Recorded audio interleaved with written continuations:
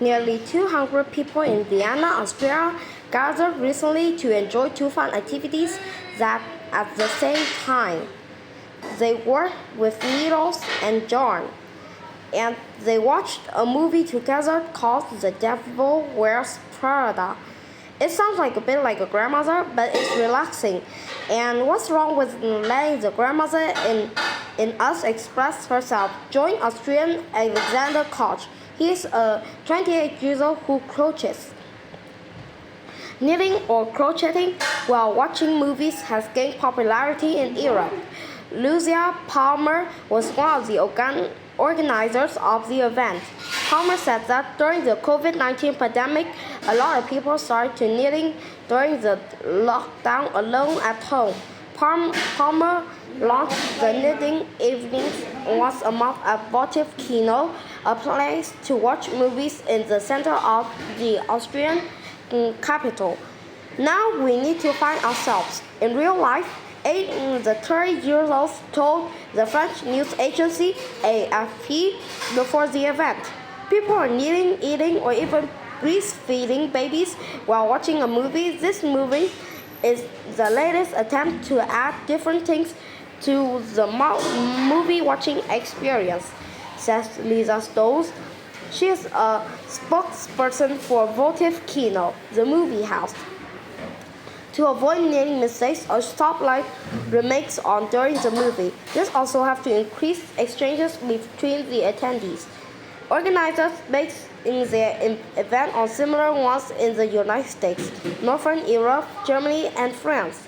Since laughing in December of 2024, the movie events in Vienna are usually full.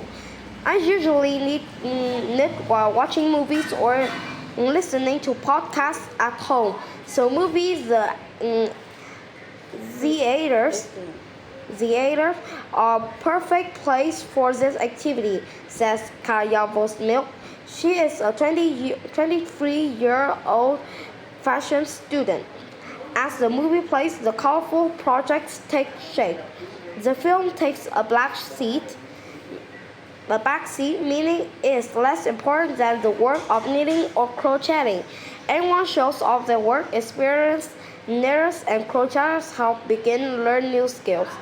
You can come alone and knit in silence to relax. But if you are looking for company, this kind of event seems to me to be a right choice, said Judith Haslower.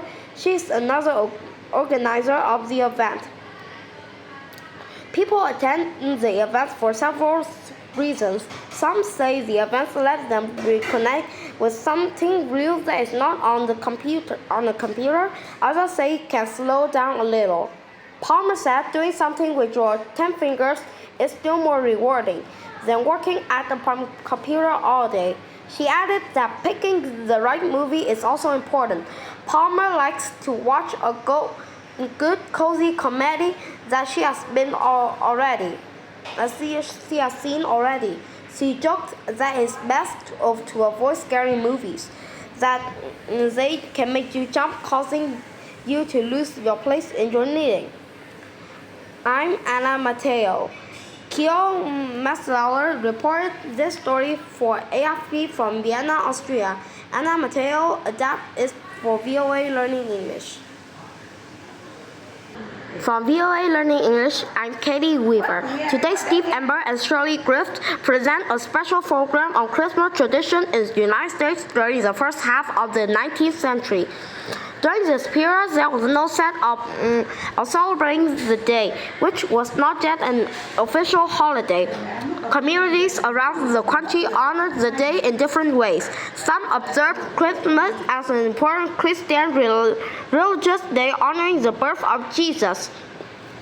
Others celebrated the day with parties, music, drinking, and eating. And some communities did not celebrate the day at all. But it was during this period that Americans began to reinvent the holiday. They combined ancient Christmas traditions from different cultures with modern American influences. Here are Steve Amber and Shirley Griffith. In 1819, the popular American writer Irving wrote a series of 5 essays published in a book called The Sketchbook of Geoffrey Crayon Gantt. The essays describe a wealthy British landowner who invites his farm workers into his house to celebrate Christmas. The landowner recreates a traditional Christmas as it would have been celebrated in the distant past. Irving praised this looking back to ancient traditions. He liked the idea of different levels of society coming together to enjoy a festive and peaceful holiday. Washington Irving seemed to express concern about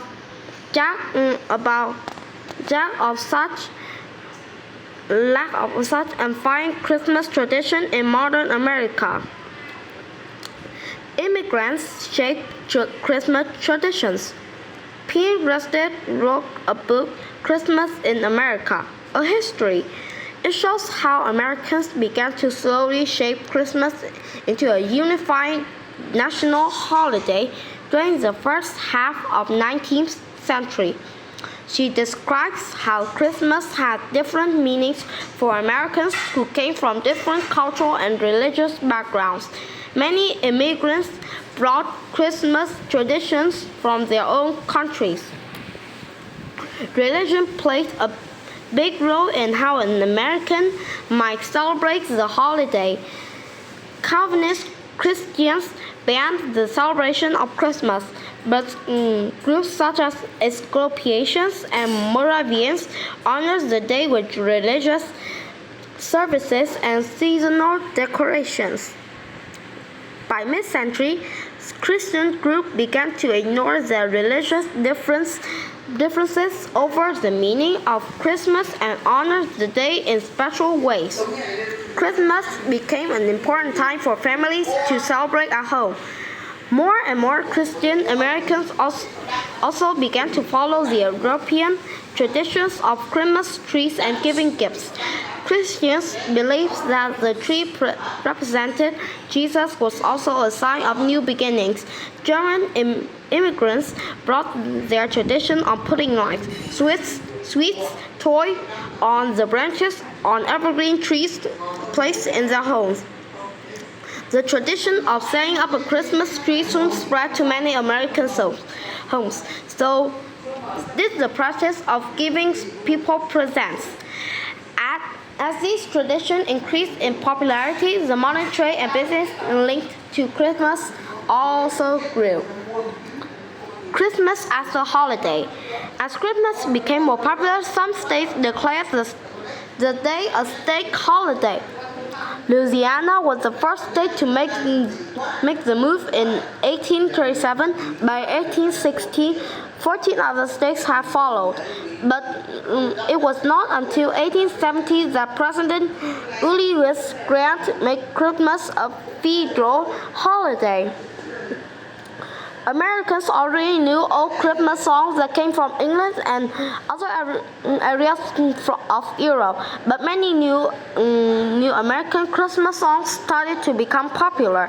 For example, in 1849, a religious leader from Massachusetts wrote the words in It Came Upon a Midnight Clear. The song Jingle Bells, a prayer from 70 years later. A year later, religious leader in Williamsport, Pennsylvania, wrote the song We Three Kings of Orient Are. And of course, no discussion of Christmas would be complete without talking about one of the holiday's most famous representations, Santa Claus. This character is based on the story of Saint Nicholas, a Christian holy person who believed to have lived in the 1st century. Saint Nicholas became known as the protector of the children. Different cultures have given him different names. These include Sinterklaas, Kris Kringle, and Father Christmas, but for most Americans, his more popular name would become Santa Claus. In the 19th century, many Dutch immigrants living in the United States celebrated the feast of St. Nicholas on December 6th. St. Nicholas was especially important to New Yorkers because of the history as the Dutch colony. In 1809, Washington Irving published his History of New York. It lists St. Nicholas as patron saint of New Yorkers. He describes the saint wearing a low hat, large pants, and smoking a pipe. Does this description sound familiar?